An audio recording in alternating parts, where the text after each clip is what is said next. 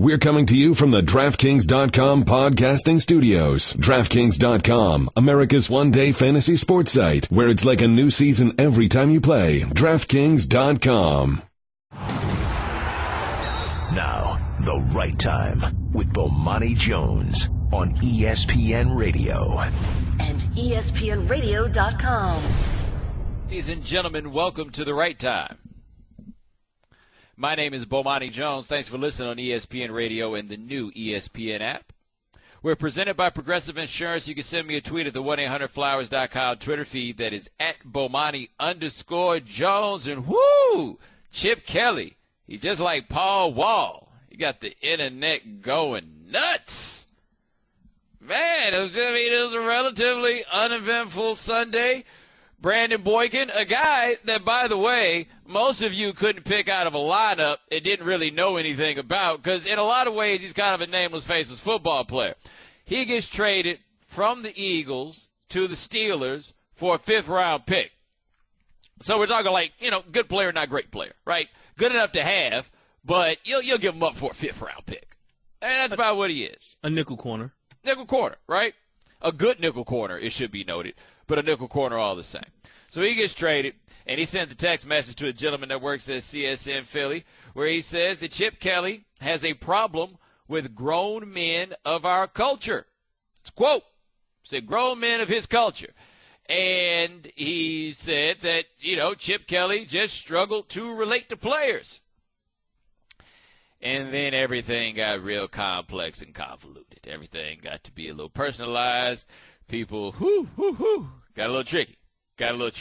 Shannon, we can do the tricky part later, right? Like I feel like we should talk about that a little bit later. That everybody can be comfortable with, and then we can talk about the tricky part. And well, the part that everybody probably should be comfortable with is the tricky part has obscured a fair question to be asked, which is, yo, dude, why do you keep trading away the good players?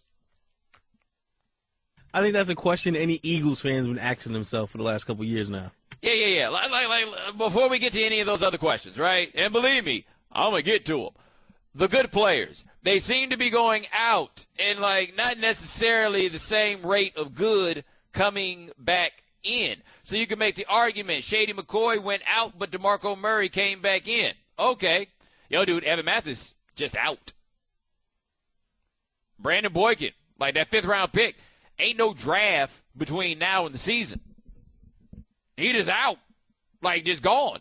That's not a team that's in great shape as it relates to having corners anyway. And you just give away a good one? And people have made the argument, well, Boykin was just going to sign somewhere else anyway. He only makes $1.8 million. You're not getting some kind of long-run salary cap relief. This is the nature of the NFL. Guys are going to leave at the end of seasons. That's what it is. Now, what they say is that Chip Kelly likes his defensive backs to be 6 feet tall. He wants his corners to be 6 feet tall, and he never gave Boykin a chance on the outside because he thinks he needed to be 6 feet tall, and Brandon Boykin is only 5'9". Right. Now, that to me points to where the Chip Kelly story gets interesting, and this is what's been obscured by all the tricky stuff. You can't be that rigid in the NFL. And the reason that I think that was going to sound weird. The reason I don't think you can be as rigid as Chip Kelly has been is there's just not enough talent for you to have too many hills that you're willing to die on when it comes to players, right? If somebody is good enough to play, they need to give you a damn good reason why it is that you are not willing to put up with them. I don't like his attitude. With some guys, you can take that approach because you're the one that's got to put up with the attitude, certainly. But you can't have that all the way across the board. You're going to have to put up with some dudes' attitudes in order to be successful in this league because there just aren't enough good players for you to be able to draw the line right there. That's it. You know what Chip Kelly reminds me of? He reminds me like the Dean of Pledges. Yes. He wants to make sure the entire line is on the same page. If someone deviates from that, he drops off the line. Yes, that's exactly what happens. The problem is, if you only wind up with two dudes on your fraternity line, then you just got a fraternity line of two. There's a game every Sunday. You're going to need 53. And you want to have the best 53 that you can find. right? So what I seem to see in Chip Kelly right now seems to remind me a bit of Belichick with the Browns, right? Like with that level, like it's clearly he's clearly bright. He clearly knows some things. He doesn't really seem to know how to relate to, at the very least, his players. It might be people in general, but he doesn't seem to know how to relate to his players. You got to figure that out. Like Belichick eventually figured it out.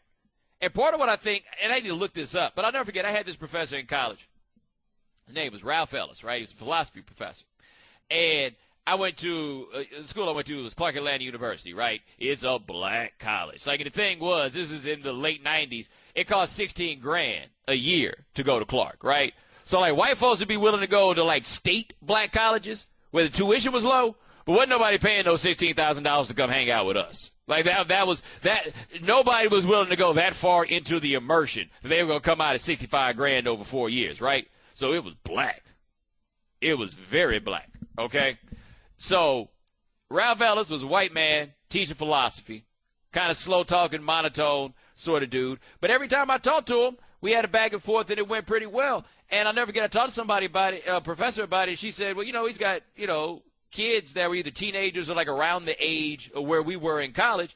And he's like, and that enabled him to relate to the students that he had, right? So like guys with like Belichick always wonder, like as your kids get older and the kids start getting toward the age range of the guys on your team, you figure out how to relate better because you have to have these conversations with somebody else. Like in some way, something in Chip Kelly or in Chip Kelly's life is going to have to be adjusted in such a way to where he gets better at relating to his players, or at the very least figuring how to get the best out of them. But you're not going to be able to draft 53 of quote-unquote your guys and be able to succeed. There just aren't enough good players in that way. So there's certainly things that you can decide that you're not going to put up with. He decided he wasn't going to put up with Deshaun Jackson. It hurt the team. Like, it's unquestionable it hurt the team. Evan Mathis, we're going to see how that goes. But that's a Pro Bowl guard. You decided you didn't want to put up with that. And they didn't get anything back for him. All right? They decided they didn't want to put up with that. Okay, what are you replacing him with? You decided you want to put up with LaShawn McCoy for whatever reason. Maybe it was strictly a matter of his play. Maybe it was strictly a matter of talent. But you bring in DeMarco Murray, and look, DeMarco Murray may be your kind of guy. DeMarco Murray just took all those carries last year. Jerry Jones is going to be the one who got the yards. Chip Kelly's going to be the one who pays for the carries. Like, I mean, it's obvious that is what's going to happen with DeMarco Murray. There's a wealth of history to indicate that a guy that takes as many carries as Murray had last year is going to break down this year. So if you want to have a team full of your guys, that's fantastic. I'm just telling you, if you got a choice between a team full of your guys and a team full of the best 53 you can get, you better go with the best 53 because they won't be your guys when you're fired. They're just going to be guys. They're just going to be dudes. You know what they're going to be? They're going to be Eagles. That's what they're going to be. They're going to be Eagles. And what you're going to be, you might be an Eagle, a Boston College Eagle. What other Eagles we got out there? War Eagle. Maybe Gus Malzahn will go somewhere else. You think maybe you be that kind of Eagle? Is there some other Eagle? The Minnesota State Screaming Eagles. You might be out there with Hayden Fry. You know? Coach and waiting. Luther Van Dam. Right? Like maybe there. But, I mean, if Chip Kelly's like, I'm going to do it my way, and if it doesn't work my way, then my way doesn't work. This isn't the way to try to fight that on. Like, if you want to do that your way stuff with your offense, be Frank Sinatra about that all day long. Right? You want to do all that funny style stuff and all the weird things on point after touchdowns and everything? Hey, baby, it's your world. I'm just telling you right now, if you need 53 dudes that you like, you're going to have a really hard time coming up with a winning football team. Players are just scarce. Bomani. Ladies and gentlemen, welcome back to The Right Time. My name is Bomani Jones. Thanks for listening on ESPN Radio and the new ESPN app. We are presented by Progressive Insurance. We have been talking about Chip Kelly. One more time. ESPN Radio is presented by Progressive Insurance. Pick from a range of coverage options with the Name Your Price tool to find a price that works for you. All right. Been talking about Chip Kelly. And things happened this weekend as they involved Chip Kelly. So basically, Brandon Boykin sent a text to CSN Philly where he said that he thought that Chip Kelly struggled to relate to, quote, grown men of our culture, unquote. Boykin got to to Pittsburgh after he'd been traded there, and he's clarified. Well, I don't even think he clarified. I think he said what he had already said. He just had to say, because it was important, I am in no way saying that Chip Kelly is a racist. Because, see, that was the immediate backlash to what Brandon Boykin said was, hey, you ain't calling him no racist, are you? Because when something like this comes up, there's this huge group of people who jump up so quick to say, hey, you're not calling him a racist, are you? Now, to be clear, none of these people who do that ever give nearly as much a damn about actual racism as they do this. But once this happens, the capes get thrown on, and they have embarked in to save the day with Chip Kelly. Right? Now, is Chip Kelly a racist? I don't know Chip Kelly. I have no idea, right? My inclination would be to say no. And the reason my inclination would be to say no would be that Chip Kelly once had John Carlos come speak to his team at Oregon. John Carlos was the black glove at the 1968 Olympics. And he said that a man who exemplified or demonstrated that level of courage is the sort of guy that his team could stand to hear from. So, I am inclined to think that, that's probably not, like if you were going to have a binary racist, not racist switch, Chip Kelly probably more toward the not racist you would think based upon that. But Shannon, both you and I have been living a long time, man. I ain't drawing no conclusions off of nobody based on one thing. Nope. That's like saying he used to listen to Public Enemy. Like, what the hell that matter? Like he had a lot of certain type of friends. Yeah, Eazy-E, boy, that was his favorite MC. Those aren't the things, right? Now, I personally am not so invested into whether or not Chip Kelly is or is not a racist. It just doesn't have a grand effect on my life. And if that's the case, it hasn't been exemplified in any sort of way that I think is like creating some sort of social injustice. So I'm not that charged up about that. What I am charged up about, though, is how many people have grabbed the capes to say that Chip Kelly is not a racist when they themselves do not know Chip Kelly. Right? Now, to be clear, Brandon Boykin did not say Chip Kelly was a racist. LaShawn McCoy did not say that Chip Kelly was a racist. Trey Thomas worked as a defensive assistant with the Eagles, and he said that some of the Eagles' personnel moves had, quote, a hint of racism, unquote. But these other guys didn't say that. What LaShawn McCoy said was that he's gotten rid of the good players first, especially the good black players. That's what he said, all right?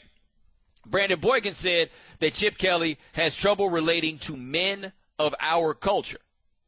Stephen A. Smith has said, and we have an interview with him that you can check out at 10:30 right here on The Right Time, that guys had questions for a while about the things that Chip Kelly was doing or the ways that he dealt with players, and a lot of it has to do with Riley Cooper. Here's the thing I don't understand about the reaction to it. Would it be that shocking if Chip Kelly had trouble relating to a certain personality type? Would it be that difficult? I wouldn't be shocked at all. It wouldn't be shocked at all. You can't assume that every coach identifies with his players because you know that's not the case. Well, also, I just don't know this dude, right? Like, I can tell you this. Being comfortable around, like, black people in general, right? Just generally being comfortable with black people. So think about the demographics of your given football team on just about any level, right? It's a lot of black dudes. Like, if you were to pull a white person off the street at random and drop him into a situation with those demographics, how certain are you that that random person that you pull is going to be comfortable around all those dudes, right? How certain are you going to be that that dude is able to relate to all those dudes? I mean, how likely is it, right? So the idea that Chip Kelly may have trouble relating to his players, I don't think is that damning of a thing to say. It's a problem because it interferes with your ability to put together a good football team. But that isn't necessarily like a damning thing that requires you to call Chip Kelly some sort of horrible human being. One thing I find interesting about Chip Kelly that I think gets lost, Chip Kelly did not climb up this coaching ladder to get to where he is through what I would call typical means, right? So Chip Kelly, he worked at Columbia, and then he worked at the University of New Hampshire, and he's from New Hampshire. He worked that University of New Hampshire job all the way up until he went to Oregon. He got to Oregon in 2007. He was the head man at Oregon by 2009.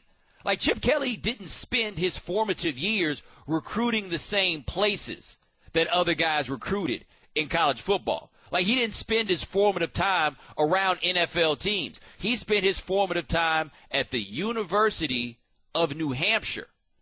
Like, the dudes that he was dealing with at Oregon and the dudes that he's dealing with in the league, I feel pretty confident saying those aren't the dudes that he was dealing with at the University of New Hampshire.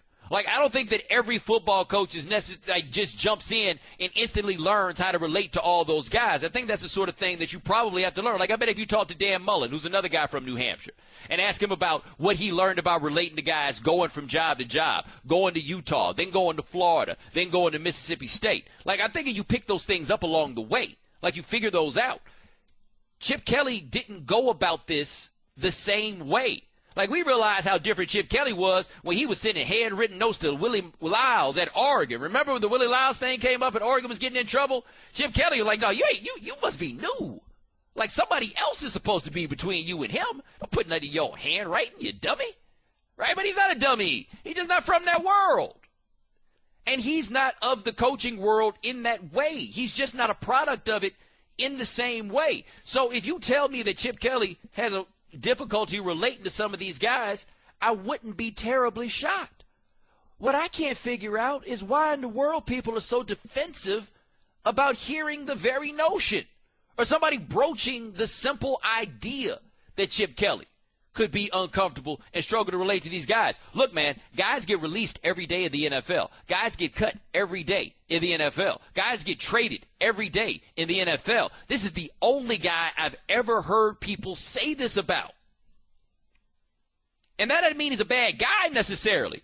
But he got something that he needs to tend to. And Chip's arrogance is going to get him in trouble because he's like, yeah, I don't need to worry about that. You know, people say these things. I don't worry about that. Dog, these are the people that work under you. Like, if this is the conclusion that they've reached, if this is where they are with you, you need to figure this out, and quickly. Because I know this much, and this is something Chip Kelly ought to consider when it comes to that. Chip Kelly's the guy that's had Harry Edwards come talk to his team. He seems to recognize that there's a certain limitation to his understanding about matters as they relate to race. Like, he seems to get it. You guys who have this limited understanding of race, but then all of a sudden become experts in moments like where you think somebody called Chip Kelly a racist, you really can't have it both ways there. Like, if you can acknowledge the limitation of your understanding, then you might need to understand the limitation of your understanding in the moment that you stand in yourself. Otherwise, you got a chance for a disaster. But I see this all over when it comes to just this Chip Kelly thing. Dollar Sterling gets in trouble with his situation. Who do you call? Bomani Jones to come onto the radio and explain race to you. All right? Something like this happens, and all of a sudden you got all the answers. Oh, all these guys, it must just be sour grapes. Every single one of them? Every single one of them is sour grapes. But anything else, hey, Bomani, I need you to explain some things to me. I bet you do. Bomani. My name is Bomani Jones. Thanks for listening on ESPN Radio and the new ESPN app. All guests join us on the Subway Fresh Take Hotline, including our next guest. He works for ESPN Dallas, and he was witness to, well, I don't know how good a fight it was, but it was definitely an eventful fight where heavy punches were thrown with the Cowboys at training camp. His name is Jean-Jacques Taylor. Jacques, what's going on? What's up, Doc? Dude, why you boys fighting already, man? The camp just started. I thought it normally takes longer for people to get mad at each other. I'm not even out there yet. There's a high intensity player, man. Anybody will tell you with the Cowboys that he practices. Well, let me put it like this: nobody practices harder than he does. And apparently, Tyler Patman, who also went to Oklahoma State, but he's an undrafted free agent. He made a couple of big plays last year. He's trying to make the team, and one way you can make the team is give Dez Bryant some problems in practice. Get up under his skin and not be intimidated, and try to go to work. Yeah, but if he had knocked Dez Bryant out, is that a good way to make the team? Like knocking a $70 million man out? No, man, but a real man doesn't think about that in the midst of the action. You got to stand up. What's worse is to get punked by Dez Bryant, because Dez Bryant is the one player on the team who touches every player in the locker room, and he talks more trash than anybody else in the locker room, whether it's about your clothes, your car, your house, your girl, whatever. So the worst thing would really to be get beat up by Dez Bryant, because you know what hit the end up. All right, talking to Jean-Jacques Taylor of ESPN Dallas. You as a guy who's been around trading camps for the longest, you have to laugh when people make these into big deals, right? Yeah. I mean, it's, you take it with a grain, and you really just try to look for a few trends here and there. It's better than OTAs, which is a true underwear Olympics. But come week 3 or 4, the preseason will get interesting. But until then, it's still a lot of speculation, especially now because they haven't even played any games. So everything is, I wonder if this guy can do that. I wonder if this guy can do this. You don't have any concrete evidence. Only after you start the preseason can you get a little bit of concrete evidence. Yeah, it feels a little bit more fun around this team, though. Like, is this starting to feel more like the Cowboys? Because we used to pay you guys a lot of attention because you're the Cowboys. Now you're the Cowboys, and they're, like, good. Well, that's the deal. They're actually a good team now. And more importantly, they know they're a good team. And they are a good team. See, in the past, they've been a faux good team. There's been a huge sense of entitlement around here based on the work that the teams in the 90s did. I mean, you realize this team hadn't put back-to-back 10-win seasons together since 95, 96? Think about that. They haven't won back-to-back 10-win seasons since 95, 96. This is a whole generation that's grown up that knows the Cowboys to be nothing but an average team that don't get to the playoffs. So they're feeling good about themselves. They got a good team, and they got a legitimate shot to win it this year because they understand what it takes to win, and they got a lot of playmakers on the team, and that's what you need in the postseason. You need guys who can make plays. Well, speaking of guys that can make plays, Tony Romo is certainly that guy. The problem is in his career, they have gone in both directions there. Last year's probably the best season that he had. Are you feeling that Tony Romo could be your quarterback going to the Super Bowl? Yeah, because, here's the thing about Tony, and I think this happened a little bit to John Elway, too, at the end of his career.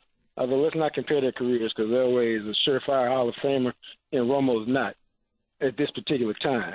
But here's the deal. I think we're at a point where Romo's football intellect has caught up with his athleticism. And it's dangerous whenever a quarterback gets like that because now I can still beat you with my athleticism from time to time, especially when he spins out of sacks and creates more time. But he's also now a guy that you can't fool with coverage. He's seen everything against every look you want to give him. You're not going to trick him. He's got an offensive line that gives him time. And the big thing is he's finally understood and realized after all these years when to gamble, when not to gamble. The reason you feel good about him now is he finally played his best football at winning time. He hadn't really done that in the early parts of his career. Even when he had great seasons, at winning time, whether it was the end of the season or the playoffs, he played his worst football. Last year, he played his best football at winning time and came within I call it a botch call in the Green Bay game of giving his team a lead on the road in Lambeau with 4 minutes left, which is, really all you can ask. All right, talking to Jean-Jacques Taylor of ESPN Dallas.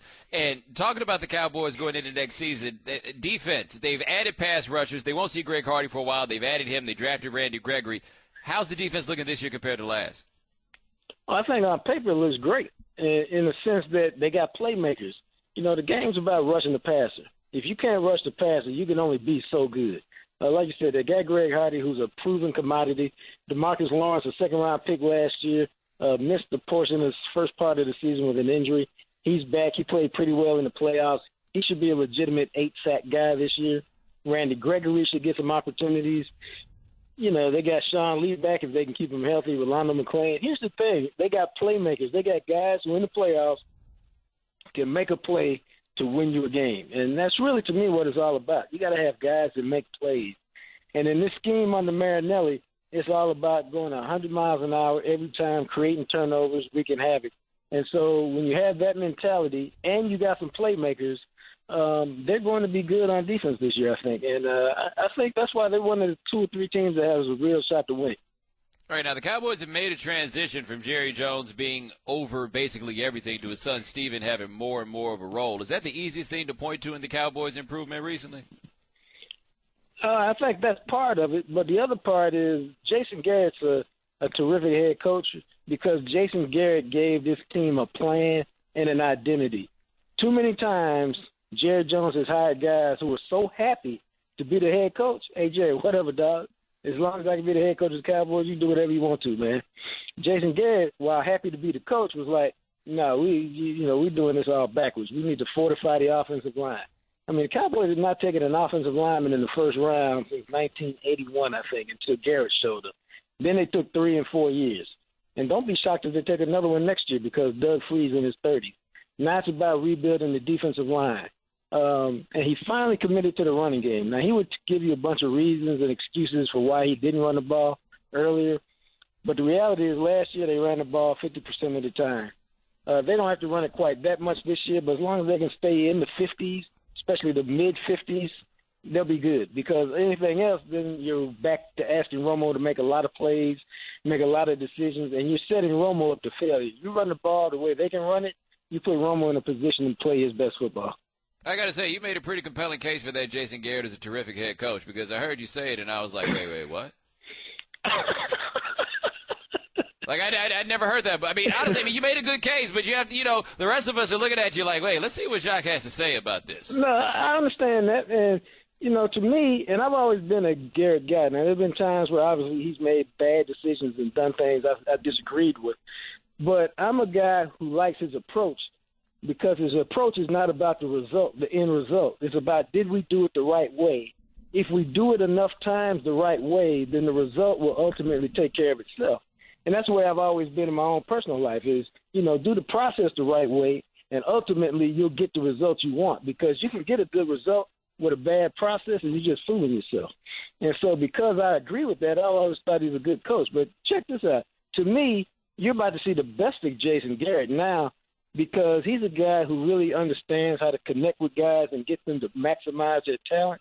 So now that he's got a real team to coach, he can really focus on getting guys to play the best that they can play. And that's why a guy like Dez Bryant will excel under Garrett because Garrett will be firm and Garrett will tell him when he screws up and he won't be shying away about it because he's his superstar petulant receiver. He'll go to him and tell him, Dez, man, we can't have you doing this. And it'll be okay because they respect him. He'll respond. And so I think that's why now you'll see the best of Garrett over the next 3 or 4 years. Now he'll go back to being a dumb coach once Romo retires, but until then, it's all good. Okay, so does this mean that Jason Garrett is the Jean-Jacques Taylor of Princeton or that Jean-Jacques Taylor is the Jason Garrett of Oak Cliff in Dallas? Dang, I got to marinate on that for a minute. Maybe I need to call my sister. Maybe he's the Kianga Taylor at Princeton since she teaches there, and I'm just the Jacques Taylor of Oak Cliff. There it is. Jean-Jacques Taylor, ESPN Dallas. My man, thanks so much. I appreciate it. All right, bro. Take care.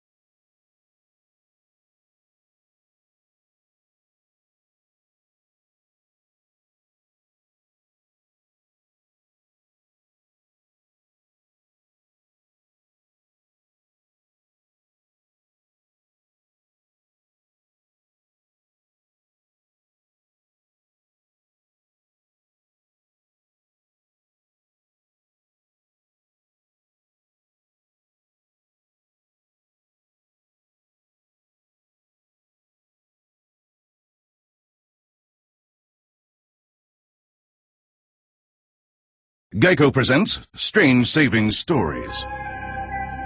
Astronomers detected an interstellar transmission. It stated, Geico, 15 minutes could save you 15% or more. The implications were staggering. Was the cosmos telling us we could all save hundreds on car insurance with Geico? Or did their radar merely pick up a signal from the nearby Rufus and Clyde's morning show? We may never know.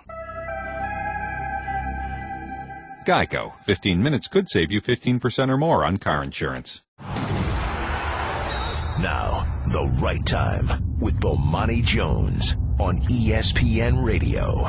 And ESPNRadio.com. My name is Bomani Jones. Thanks for listening on ESPN Radio and the new ESPN app. All guests join us on the Subway Fresh Take Hotline. Thanks to Jean-Jacques Taylor of ESPN Dallas for joining us last segment. Stephen A. Smith will join us at 10:30. Stephen A. Smith will join us at 10:30. Talked about Chip Kelly a little bit earlier in the show. Shannon, people get, bit upset.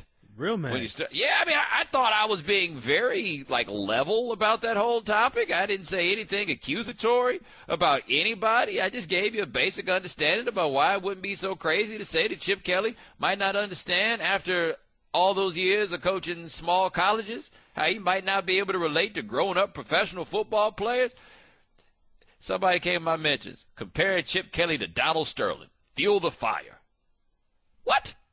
I didn't compare him to Donald Sterling. What I said was when the Donald Sterling case came up, everybody called me so I could explain race to him. But when something like this happens, all of a sudden you got all the answers. I'm just trying to figure out when it is you got educated. Because the last time I talked to you about race, you didn't know a damn thing. Hey, and I'm glad if you went and learned something. I just need to know what Kaplan course or whatever it was that you took. When you sounded like you ain't know nothing the last time race came up, but all of a sudden somebody say Chip Kelly can't relate to his players, there's no way that's possible. So look at you with all the answers. Anyway, let's get to something a little bit more interesting. Aaron Hernandez is back in the news, Shannon. What did he do now? Well, I'm generally, not in the habit of discussing Aaron Hernandez, except now that he's in jail, I feel like I can use his name, right? There's this one dude. I heard he used to play for the Colts, right? Mm-mm. I don't really know nothing about him, though. He's still out here, right? From what I hear. I don't say anything about him. I don't make any mention of his name. Nope. But Aaron Hernandez under the jail, right? So, we got no problem there. So, here we are. I read this to you from the Boston Herald. The anonymous tipster who called an Aaron Hernandez defense attorney and raised questions about a member of the jury who convicted his client of murder was having a, quote, sexually explicit relationship, unquote, with the former tight end, quote, prior to and during the trial, unquote, according to prosecutors.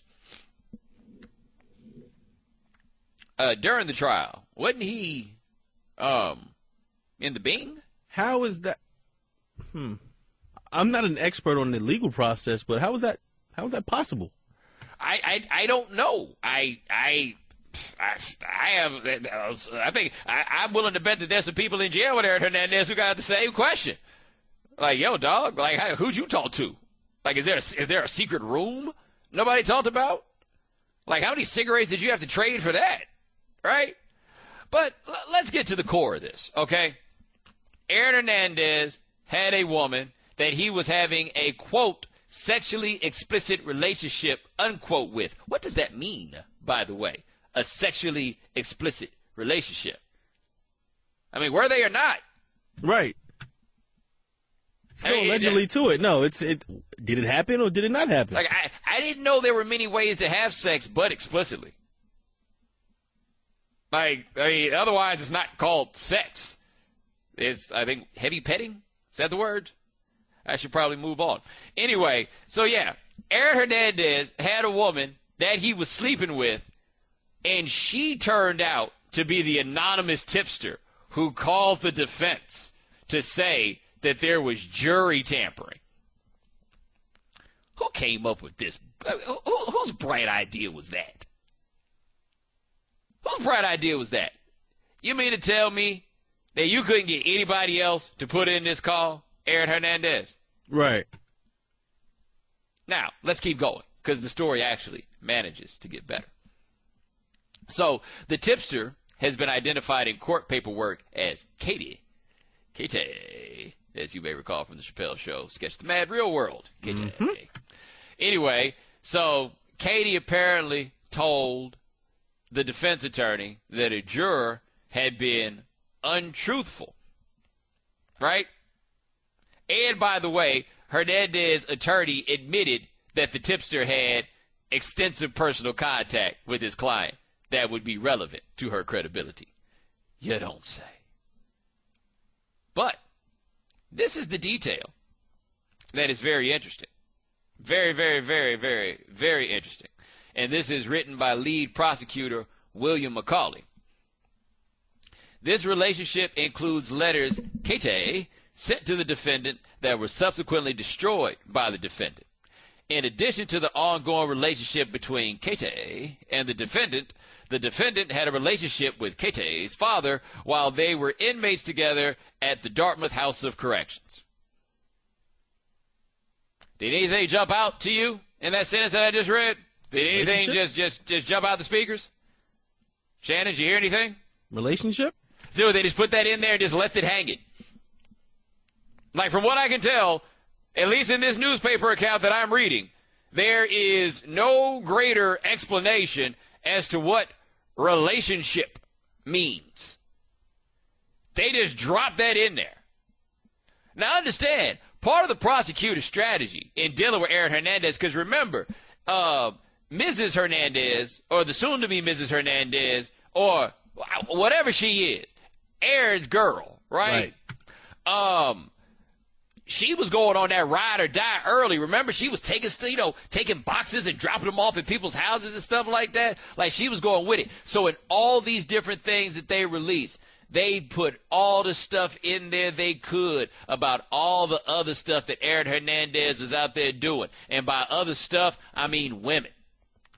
Like, they stayed putting his biz in the street. Stayed putting his business in the street. They were like, okay, you're going to ride for him. We're going to make this your principles, and we're going to see what kind of law you really are. Because, I mean, can you imagine that? You are preparing yourself to plead the fifth to court to refuse to testify, and they keep telling you about all your husband's side women, including, I assume, the one that he had while he was in the Bing. Kate. By the way, if you were Mrs. Hernandez, or whatever the technical term is for their relationship, I'm too lazy to go look it up. If you were Mrs. Hernandez, and your man's been in the joint, and you been at the house holding it down, like, did she get to find out about that secret room, or did only Kate get to go to the secret room? The boom room. Right. Right. Like, it's one thing if we ain't getting it on, but I ain't getting it on and you are? Oh, I'd have told all his business if, he wasn't so absolutely frightening. Like, I mean, but past that, how mad would you be if you found that out? And then you find out, but then you find out that he's having what has been termed a relationship with a fellow inmate, and we don't know exactly what that means, which different people receive that sort of information in different ways. Like, I have no way of knowing how Aaron Hernandez, lady friend, is going to react to finding out that news. I'm just going to go out on a limb and say that reaction is something less than positive. I don't think it would be understanding or encouraging. Shannon, you don't seem to think at so all. I don't think that's going over so well. I could be wrong, but I have a feeling that Kate thing will be forgiven a lot faster. She must feel like how Ferris Bueller's sister felt. Yes. Gotta be. Like, this, I mean, man, and keep in mind, he still has another trial left to go from that dude he shot in the face outside the strip club. Bomani. My name is Bomani Jones. Thanks for listening on ESPN Radio and the new ESPN app. We are presented by Progressive Insurance. You can send me a tweet at the 1-800-Flowers.com Twitter feed. That is at Bomani_Jones. We got Stephen A. Smith joining us at 10:30. Stephen A. Smith will come on to join us at 10:30. Talk about that Chip Kelly situation a little bit. In the meantime, Shannon, have you caught the Ronda Rousey fever yet? I'm trying. I can't. I'm not there. I'm trying. People are there, by the way. Like, people are really into it. I watched the social media phenomenon as it happened with Ronda Rousey. Like, people are there with her. And I'm not there. And I'm trying to figure out what the circumstances are, like, what's going to be necessary for me to get there. Because, like, we've interviewed her a couple of times on Highly Questionable. I think she's very enjoyable. I think, the charisma is certainly there. But I'm not sure what's going to get me to the point of turning on one of these fights. I don't think it's her. I think what they need is she needs an opponent. She needs someone that we feel as though is at her level or that there's a threat that she can possibly lose. And right now, we just don't have that. Well, there's Chris Cyborg, apparently. Have you heard about Chris Cyborg? I'd never heard of Chris Cyborg before. By the way, Chris Cyborg, who has failed a test for performance-enhancing drugs before, I'm just here to let you know. If you calling yourself Cyborg, that's like probable cause. Is that fair to say? I seen that movie. Van Damme was in it. Yeah. Like, you get pulled over with the dreadlocks and the Lion of Judah T-shirt. They're going through your stuff. Like, just so you know, they're going through your stuff. But anyway, she's from Brazil. Apparently, she fights at 145. Ronda Rousey fights at 135. And there are real questions as to whether or not Chris Cyborg could get down to 135 in order to fight. But from what I've read, that's the potential competitor. She lost her first fight. She hasn't lost a fight since. Like, her leg got caught in some bad place in a submission hold. She had to tap out in the first fight. She hasn't lost a fight since. There was a performance-enhancing drug situation a few years ago. But, I mean, where's the intrigue? Like, I think the intrigue for people, is basically for a lot of people the very idea that Ronda Rousey exists. Right? Like, there's some cognitive dissonance at play, and I think it's a positive cognitive dissonance where she's a woman that a lot of people think is pretty, but she's also out there beating people up. You know? Like, she has very, very pretty teeth, and she's beating people up. I mean, you got to admit that that's kind of counterintuitive, right? Like, ain't nothing more stuntastic than beating people up and your teeth are pretty. Right. Gleaming on them. Right? I mean, like, when you really stop and think about what that ultimately means, that's, that's stunted. All right, so let me ask you, with her last fight and how she beat old girl in, 34 seconds or however long it was. That was a long one. All right, what was more disrespectful? The fact that she beat her in her home country, the way she beat her, or she told her to stop crying after she beat her? It was the crying thing. Like, that right there, it doesn't get much more disrespectful than that. Like, you won. Like, the only reason to come over here and to talk to me is to be disrespectful. Like, there's nothing you can say to me in that moment. Like, you can say, would you like me to call an ambulance? Disrespectful. Disrespectful. You come pray for me.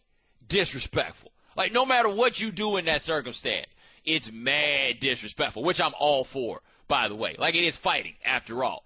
I'm all for it. But what I don't think UFC has done, like, we've yet to reach a point where I feel like somebody's going to invite me over to watch UFC, and it's going to be a party with men and women there. Like, the comparison with Ronda Rousey has been to Mike Tyson, and maybe in a very technical sense about the fact that the fights are going by quickly and she's a dominant phenomenon in that way, or the fact that she's competing against a talent pool that isn't very deep. Maybe that's there. But Tyson fights were events. Like, these aren't events.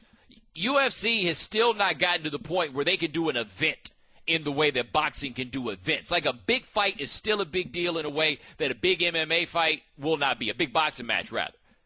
It is a big deal in a way that a big MMA fight is not. And I don't know when it ever will be. And I don't think that Ronda Rousey is the person that's going to make that happen because there isn't really like an intrigue there for people. I think there is for a lot of people. Like, I'm not saying that people don't watch her, nobody knows who she is. Obviously, I'm doing this segment at the top of the hour. Like, I feel like people know who we're talking about.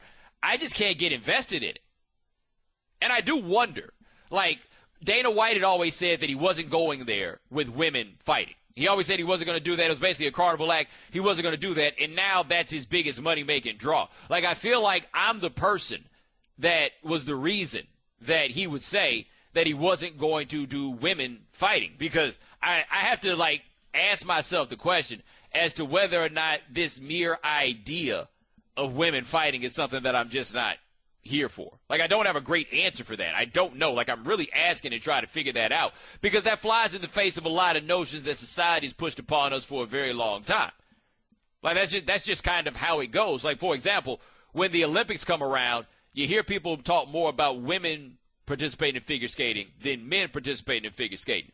Katarina Witt is not American. She was East German, after all. But who do you think was a bigger, like, if I go and ask people if they know who Katarina Witt is right now, more of them know that than if I say Brian Boitano.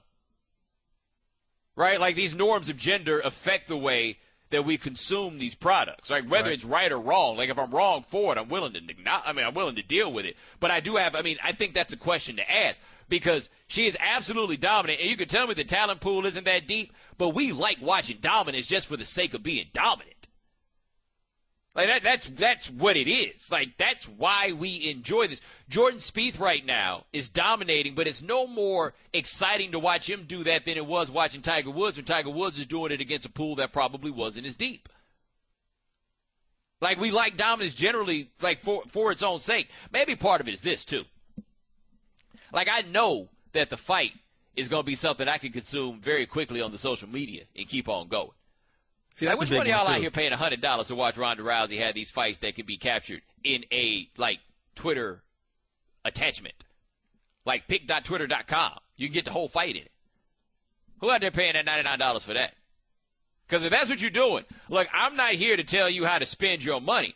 I'm just trying to figure out how I can get some of it. Because apparently it ain't that hard. Like, apparently you're just one of those dudes. Like, yo, I just like giving people my money. And look, I'm not here for stealing. I'm not advocating that you steal. Like, when I watch boxing and it's pay-per-view, I order it now. You know what I mean? Like, I got the dough. I go ahead and order it now. I'm not advocating stealing. But if you could put the whole thing in a TwitPic, man, I ain't giving you no money. That doesn't make any sense. That's preposterous. I'm just not doing it.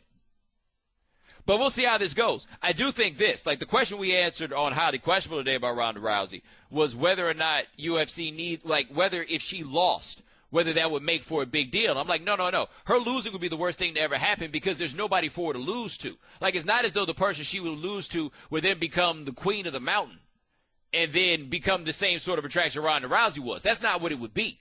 Like, when Buster Douglas beat Mike Tyson, we may have never heard of him, but by beating Mike Tyson, he became the king of the mountain. Like, he goes and fights Holyfield, it's a big deal. There's no Holyfield. Like, if Buster Douglas, the Buster Douglas of women's MMA were to beat Ronda Rousey, there's no Holyfield waiting on her, right? And then there's no person to win that and then bring that back to Ronda Rousey. Like, you're not going to have that kind of intrigue. Like, until there's a level of depth, they just need her to win forever and ever and ever. But a serious question, when does that become boring? Because it only just now became interesting. Like, how long does it stay interesting? It was interesting to people who were heavily invested in MMA, but in terms of general audience, how long does this remain intriguing? I don't have a great answer for that. I think it goes back to the level of competition. Until we feel as though there's someone on her level, or at least the fear of her losing, I don't think we're going to have that level of interest across the board. But here's the thing, though. They can lie to us and tell us that somebody's that good. Because I don't know. Do you know? Well, they need to start. Like, I told you about this Chris Cyborg woman. I'd never heard of her before this morning. The producers told me that before I went on television. I'd never heard of her. All of a sudden, I had a compelling case for somebody that competed against Ronda Rousey. Like, we don't know. They tell us all the time. Like, when Floyd fought Canelo. And that fight, what was that? Wasn't that the highest grossing pay-per-view fight at the time when Floyd fought Canelo? Look, man. People didn't know if Canelo was good. Some people just told them that. Like, I mean, boxing fans knew what Canelo was, but that's like a fairly niche audience. Somebody had to tell them. Like, if you tell me somebody's good enough to fight Ronda Rousey, I'll believe you. Like, you say it over. You've seen The Great White Hype, right? The Huddler movie with Samuel Jackson. Mm-hmm. The whole point of that movie is to show how they can make you believe that somebody who has no chance can win. Can UFC mount the sort of promotion that could take somebody and convince us that they could beat Ronda Rousey and thereby become an event? I feel like we're still a long way away from that point. Bomani. Ladies and gentlemen, welcome back to The Right Time. My name is Bomani Jones. Thanks for listening on ESPN Radio and the new ESPN app. We are presented by Progressive Insurance. Oh, we're going to do that one more time. ESPN Radio is presented by Progressive Insurance. Last year, over 3 million drivers switched to Progressive. Call or click today and find out if you could save. Talked about Ronda Rousey last segment. And, of course, I had the MMA guy who hits you up and says that I don't know what I'm talking about. I know I don't know what I'm talking about. That's the point. Like, the money that Dana White is trying to get is the money that comes from people who don't know what they're talking about. Seriously. Like, that's the thing. Like, when people talk about UFC having a star problem, a star is not somebody an MMA fan knows. A star is somebody that I know. And I ain't going to lie to you. I find out who all these MMA people are when I go to work, and they tell us that we go interview one on Highly Questionable. Like that Colin McGregor guy, I find him to be highly entertaining. Never heard of him until I came to work one day. Ronda Rousey, same thing. Like, oh, yeah, she seems real cool. Never heard of her until I came to work one day. I had heard of Anderson Silva. Right, I'll be there. Like, it's just not my cup of tea. Like, I'm not, one thing you're going to find about me is I'm not going to pretend to be more of an expert on anything than I legitimately am, right? Like, I'm not really here trying to convince you I know everything. I don't know anything about this, but that provides, I think, somewhat of a valuable perspective, because when we start talking about the growth of this sport, it's about reaching people like me. Like, I'm not hating on it, I'm just not there. Maybe one day, right? But people have brought up this idea of Ronda Rousey fighting Floyd Mayweather. And I just want to speak on this very briefly before I move on, right? I've heard this broached before, and Dana White talking about how if Ronda Rousey fought Floyd Mayweather, how she'd beat him. And maybe that's the case. That is entirely possible. Let us never allow that to happen. Because I can't think of anything in this world that would tear America apart like Ronda Rousey and Floyd Mayweather in a sanctioned fight with a full-on promotion leading us into it. I can't. I there would be fighting in the street. It would be like when Jack Johnson fought Jim Jeffries in 1910. I mean, everything bad would happen. Everything bad would happen. Like, anybody who's proposing this in a column, on your radio show, or anything else, you the one that's trying to tear America apart. Like that, you are that guy. Like, every time I mention the topic about race, somebody tells me how I'm trying to further divisions and all that stuff, and I tell them that's preposterous. But if you the one that's trying to get Floyd Mayweather or Ronda Rousey to fight, you are what's wrong with America. Like, Chad, that's the most predictable outcome. Look, I don't need to see that happen. I don't want to go to work. I don't even want to think about that. I don't want to go to work. I don't want to be. I mean, we don't need. It would be like if Rocky and Apollo fought in real life. Except it was like, what if Apollo was fighting Sally Field? You know, like, it just. I mean, it would not be good. It wouldn't be good at all. Like, in this quarter, Action Jackson. In the other quarter, Farrah Fawcett. Like, that is the way that America would be viewing that fight if it actually happened. We can't have that, bro. Nah. We can't have that. We can't have that at all. No, sir. Like, what do you do if you're Floyd? What, try to win? Like, what do you do? There's no winning. What do you do? How much money would you have to put in front of Floyd because there is a number that you could put in front of Floyd that he could not turn down. Like, how much money would you have to put in front of Floyd for him to be stupid enough to take that losing proposition? You back up to Floyd's house with $150 million cash. Does Floyd go fight Ronda Rousey? I mean, I would say, I'm inclined to say no, but if you made it 175, well, I mean, we might have to start talking. Like, at some point, you got to start listening. Because how much money could a fight like that make? Because don't nobody give a damn about no Manny Pacquiao. Right? Like, think about that for a second. What a big deal we made Mayweather-Pacquiao. Because you know why people made Pacquiao-Mayweather a big deal? Because somebody told them Pacquiao was good. Because it's not like they actually knew. Like, they wasn't staying up watching HBO and watching all those fights. Somebody told them Pacquiao was good. And we saw the money that got off that just because somebody told them Pacquiao was good. If that carnival act ever happened, it would tear America apart, but it would make somebody a lot of money. Anyway, moving on. 7 got away. Just got a little derailed by intellectual exercise. Let me check this transition out. Go right ahead. All right. So Russell Wilson went to training camp. Sierra came. And I know a lot of you guys think that I'm, like, more concerned with this relationship than I am. I find it to be somewhat interesting, and I see you guys talk about it all the time, right? I think it's hilarious. Like, I readily acknowledge I think it's hilarious. I'm not invested in their success or anything like that, but I like things that are funny. And nothing was funnier than sitting on Twitter and watching all these bitter baby daddies when the pictures came out of Russell Wilson hanging out with Lil Future. Because Sierra brought Lil Future out there. She had also brought, like like a car like a little wagon that he's in. She was like had a wagon to pull him in. I'm like, don't you think that's going the extra mile? She pulled up the camp like the first lady in church. Yeah, like do you have to check that on the flight? Did you fly private? Did you buy it once you got there? I guess when you got you got the money Sierra got, you can just go to Toys R Us in every city and buy the toys, right? Little man, just think this thing magically appears everywhere you go.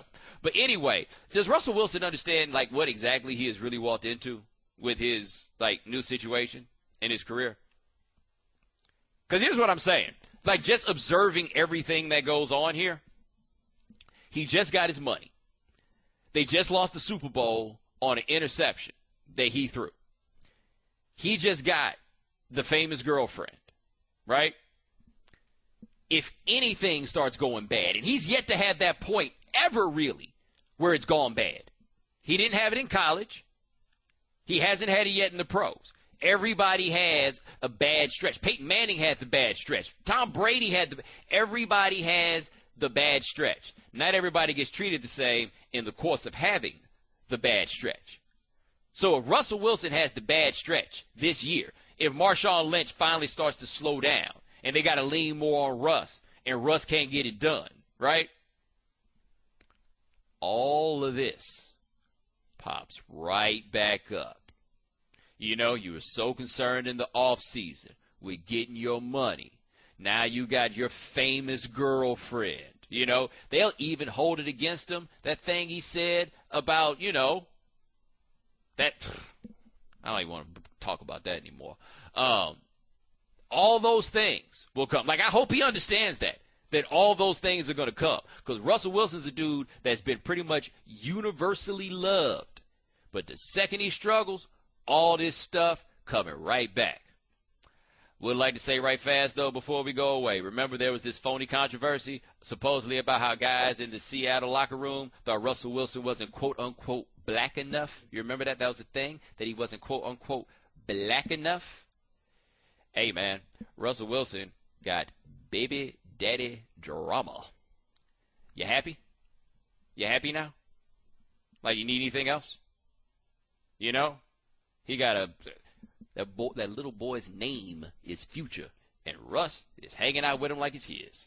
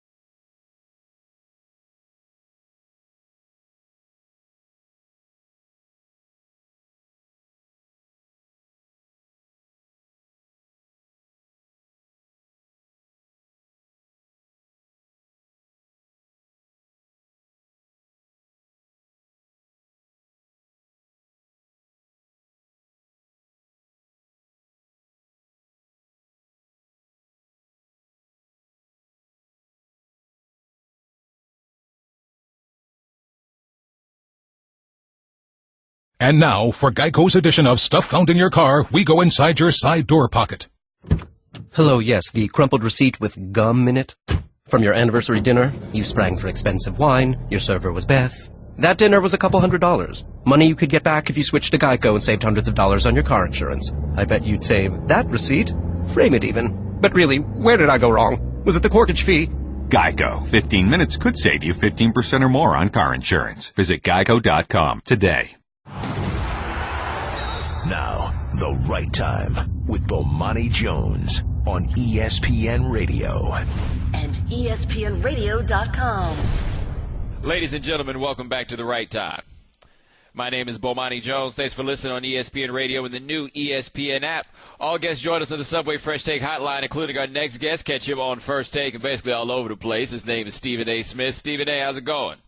What's going on, Big Time? How you doing, man? Dude, I'm doing all right. I had you on because, you were the first person who had spoken to the fact that there were some players on the Eagles who had some questions about Chip Kelly and the way that he was interacting with them. What did you think when Brandon Boykin sent the text out after he left the Eagles saying that Chip Kelly had a problem relating to grown men of his culture? Well, Monty, I got to admit, honestly speaking, I wasn't surprised at all. Obviously, it was something that I had heard on numerous occasions.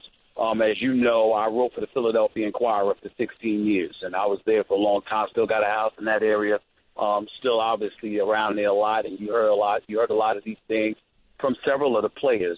And over the last year, I ran across a couple of cats who told me exactly that, and they said that at some point in time they were going to speak up. And so, when I knew that, and everybody was talking about Chip Kelly, particularly in the aftermath of the whole Riley Cooper fiasco.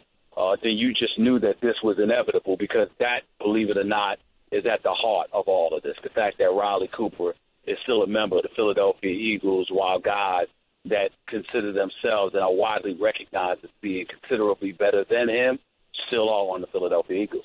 All right, and we'll get back to Riley Cooper, but did anyone give you anything particular that you could share about the sorts of things that they noticed about Chip Kelly? No more than what they said. Just the vibe that they got from him, the way that he spoke to them, or elected not to communicate with them.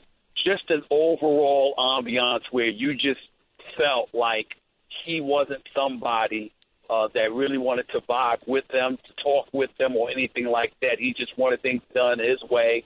And obviously, you could tell the difference because these guys, by and large, have been dealing with a lot of white coaches all of their lives, but they were saying this guy is particularly different. They felt like he was somebody who was a bit standoffish, really didn't want to have anything to do with them, that the only reason that they were around is because they could do something for him on the football field. Now, they're not naive. They understand that pretty much is the way it is with any coach.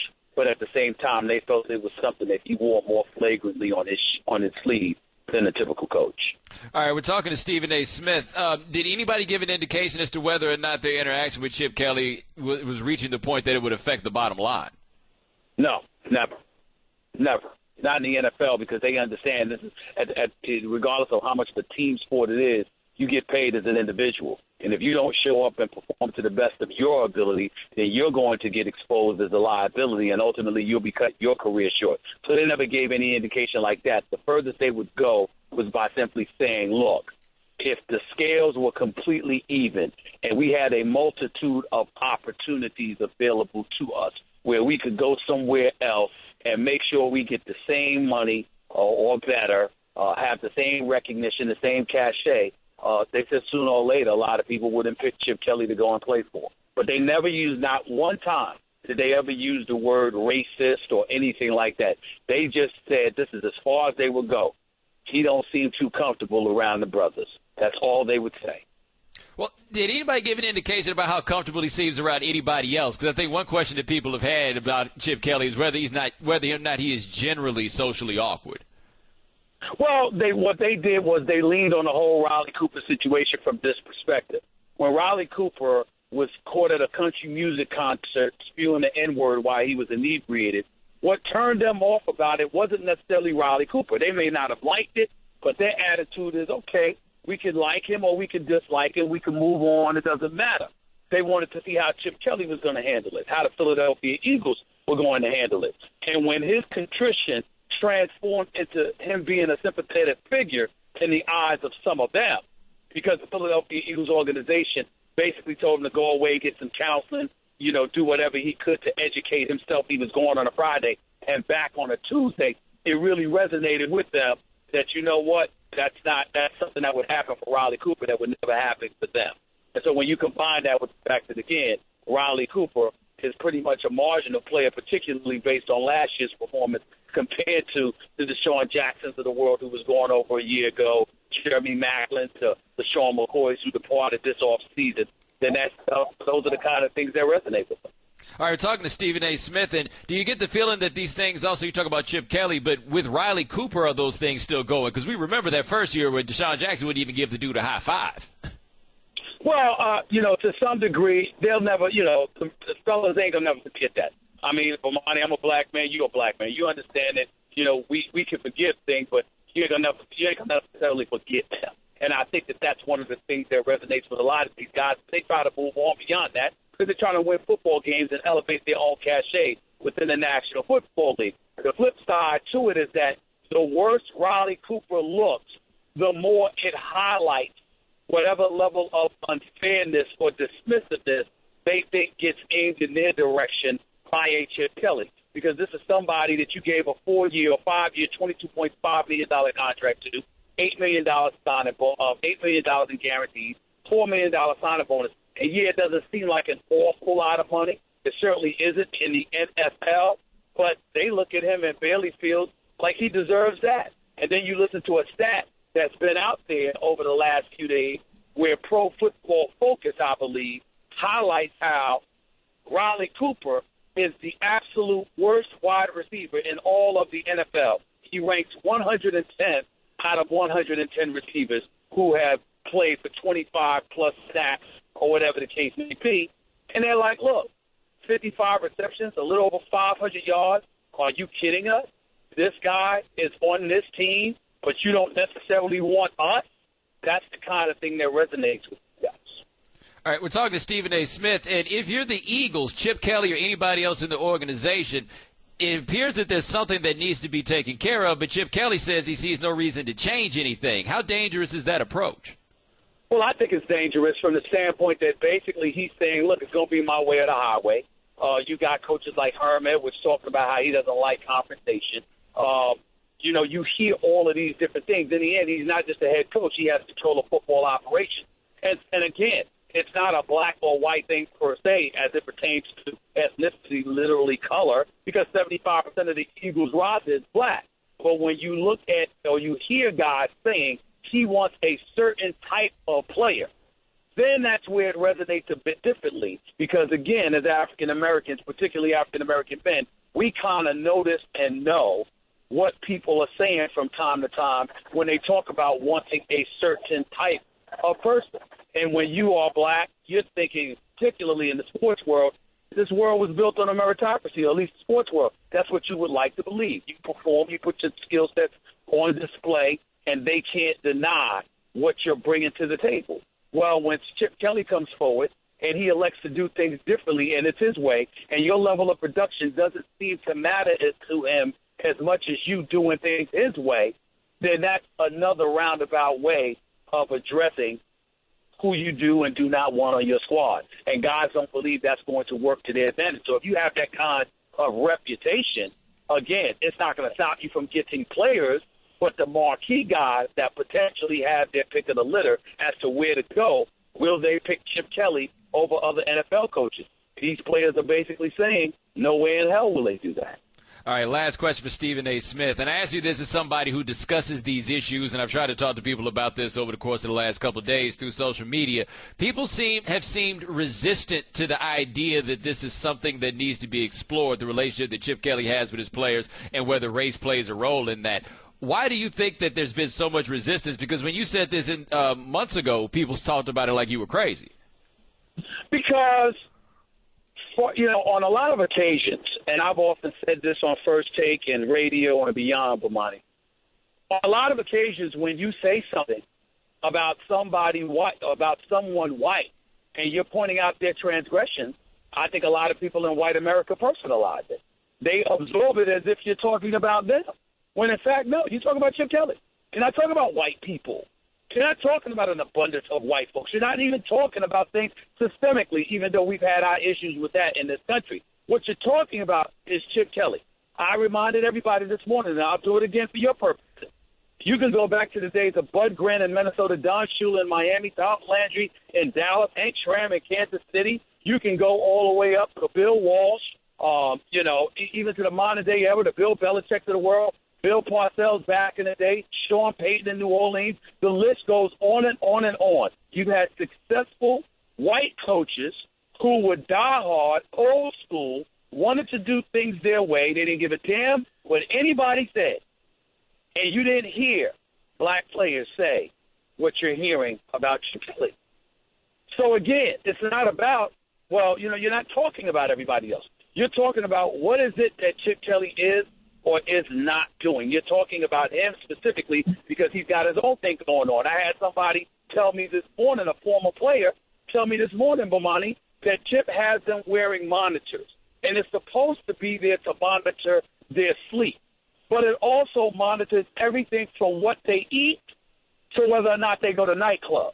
Now, I don't know whether that's true or not. That's what they told me. And if that's true, how many brothers do you think are going to be comfortable with that? I don't know too many who are. That's just a fact. Bomani. Welcome back to The Right Time. My name is Bomani Jones. Thanks for listening on ESPN Radio and the new ESPN app. All guests join us on the Subway Fresh Take Hotline. Thanks to Stephen A. Smith for joining us last segment. Thanks to Jean-Jacques Taylor of ESPN Dallas for joining us in the first hour. Hey, man, I really enjoy my job. I enjoy doing radio. Shady, we were doing this, 2008 is when we started doing radio together. Mm-hmm. And we have pretty much enjoyed every radio show that we've ever done. Laughed the whole time. That's what we do. We've done this. We did it at 9 o'clock on Saturday mornings. That's what we do. I kind of wish I was watching the Drake concert. Hmm? I never thought that. Apparently, he's just serving this man his whole soul, right? Like Drake throwing a concert at his festival in his hometown and just decimating that poor Meek Mill character. And look, I heard Tony Kornheiser talking about Meek Mill, so I know that the rest of y'all know what's going on here. How my man started fighting just have absolute. You know what this is? It's just kind of like when Kobe got into it with Chris Childs, right? And Kobe hit Chris Childs with that chicken wing. Mm-hmm. Not realizing that Chris Childs apparently had been waiting his whole life for Kobe Bryant to give him an excuse to punch him in the face. That one moment. Shannon, is this still your favorite basketball highlight of all time? Number one. Why do you love it so much? But just because you love it so much, who's your son's favorite player? We're not talking about that right now. I mean, it's just a thought. Kobe still got reach. Mm-hmm. But anyway, Kobe hit him with that chicken wing. Chris Childs hit him with that two-piece. Except Drake is not hitting Meek Mill with a two-piece. He's hitting him with like a 35-hit combo off of Tekken. And I don't even know how hard all these licks are individually. But you get hit 35 times, it's going to sting. Like, this dude's whole career might get ended. And you know why his career might get ended? This is. I was talking to a couple of people about this today. This is where Meek lost. One, Meek a battle rapper, but you can't win this battle talking about the guns and everything like that. Like, that's not what's going to win it. You got to be clever, and Meek is a bit more intense, right? The other reason that he got this wrong is so Drake is soft, right? Everybody says Drake is soft. So you can't say that Drake is soft in your diss because that's, like, already understood. Like, we got that. Drake is like, you claim that you hard, but you on your girl's tour. Now, I think that that's silly logic, but the structure of it is correct. You say you a gangster, but Meek Mill's just like, you soft. Drake's like, yeah, correct. And now he's just catching the L'est of L's right now. And the internet is just, that's got to sting, man. Chip Kelly played back-to-back at an Eagles practice. That's Philadelphia, dog. That's your turf. They dissing you at your... They are getting hyped to play football, listening to you get clowned. And the Eagle players were rapping it word line by line. Dog. I'm just saying, if this was Atlanta, they'd never do that to T.I. That's all I'm saying. It wouldn't happen to T.I. Anyway, let me hip you guys to a little bit of game right here that you may not know is going on here. Shannon, you see, it appears that the St. Louis Rams are going to get themselves a new stadium. Really? That is right. The St. Louis Rams are going to get themselves a new stadium. And let me tell you something, brother. This should let you know a few things about it. This is one of those, here's how the sausage is made, right? So, basically, there was an ordinance on the books in St. Louis that said that you could not build a stadium with public funds without putting it on the ballot. And cities in this day and age are not nearly as excited about publicly funded stadiums as they once were. Part of it was that for a long time, publicly funded stadiums had been billed as providing this great boost to the local economy. So the explanation for why the public needed to build the stadium was that they would ultimately get the money back, right? There'd be restaurants around. There'd be this surge of things that would come around the stadium. And time has kind of shown that that's not really true. It doesn't really work that way. So we've seen this in different places. There, Seattle basically gave up a basketball team. They were not willing to put the money on the public stadium. So the way around that is, how do we not put this on the ballot? And what wound up happening was the ordinance that was in place that required a vote for public funds for a stadium has now been invalidated. Lawsuit was filed to have it invalidated. Now it's invalidated. They can go ahead and build the stadium. Now, what I find to be interesting about this is Stan Kroenke, the owner, I imagine in part had to do this because L.A. is no longer an option for him. The Raiders and the Chargers seem to be getting to L.A. faster than he is. So he's stuck in St. Louis. He built a stadium at a bad time, the mid-'90s, where there's been a paradigm shift in how much revenue you can get off a stadium and luxury boxes and everything else. Like, their stadium is not antiquated in a structural sense. It is antiquated in a financial sense. They don't feel like they can make the money off of it. So now they get new stadium. By the way, there was also something in place that said that a new stadium would have to be connected to the convention center, but they got plans to build a stadium that's not really going to be connected to the convention center, but it's close enough, right? And, of course, I think people are going to hear this, and then people get outraged by this because it's an abuse of public funds or the way they look at it and everything else, right? However, I would like to know, when I talk about Seattle and how they didn't vote for that stadium, there were a lot of factors at play with Seattle in that basketball arena, but they did not vote for the basketball arena. They want a basketball team back so bad in Seattle. They want one so bad. And so ultimately the threat that winds up happening, people want the teams in their cities. And when they build this new stadium in St. Louis, there's going to be some people that will probably be out there protesting, right? There'll be some people that have some problems, and they'll speak up on what those problems are. Like, that's going to happen. But there's going to be a whole lot more people that can't wait to see that new stadium. And if that new stadium is pretty, they're going to go in there and they're going to talk about how much they love that pretty new stadium. And they're going to be glad that they got a football team. I mean, that's just how it goes. That's how it works. So we can talk about how these guys shake the public down and everything else. After the public gets shaken down, it never seems so upset about it. I don't know why, but that's how it tends to go. It helps the self-esteem of an area to feel like that they got a team. And St. Louis, well, looks like you'll have a football team and a pretty new stadium. But you'll be giving a guy worth $6 billion, hundreds of million dollars to build it. The Right Time with Bomani Jones. Weeknights from 9 to 11 Eastern or on demand at ESPNradio.com.